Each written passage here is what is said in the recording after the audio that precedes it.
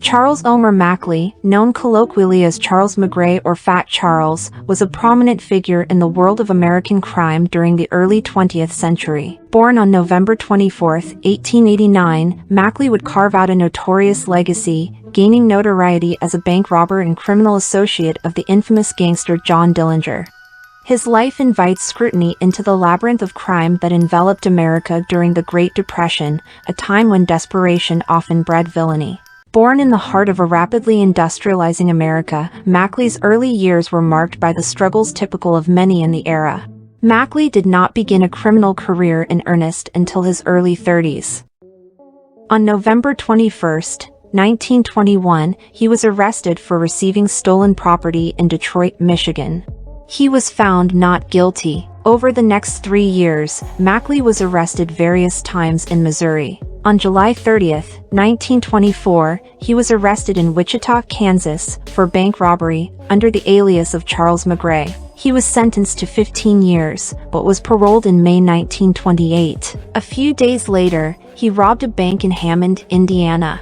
He was apprehended on June 2, 1928, and sentenced to 10 to 20 years. Makley entered Indiana State Prison in Michigan City on June 25, 1928. Makley became friends with a number of prominent bank robbers, including Harry Pierpont, Homer Van Meter, John Hamilton, Russell Clark, and John Dillinger. Dillinger was paroled in May 1933, but swore to liberate his friends, and had pistols smuggled into Makley, Pierpont, Hamilton, Clark, and several other convicts. The pistols were smuggled in a crate of thread that was delivered to the prison shirt shop.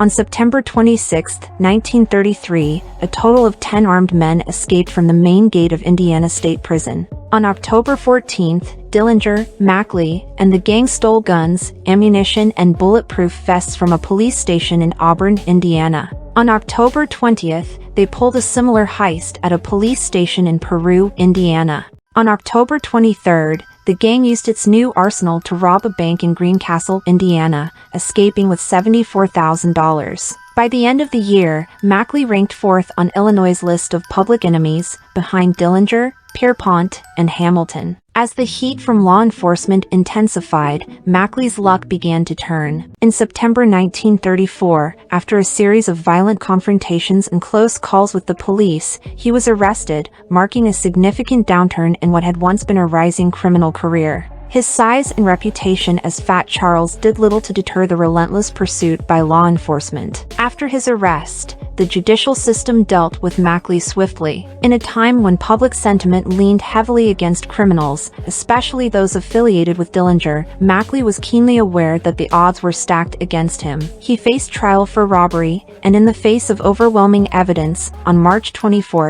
1934, Makley and Pierpont received death sentences. While waiting for their turn in the electric chair, Makley and Pierpont carved a pair of revolvers from large bars of soap and blackened them with shoe polish.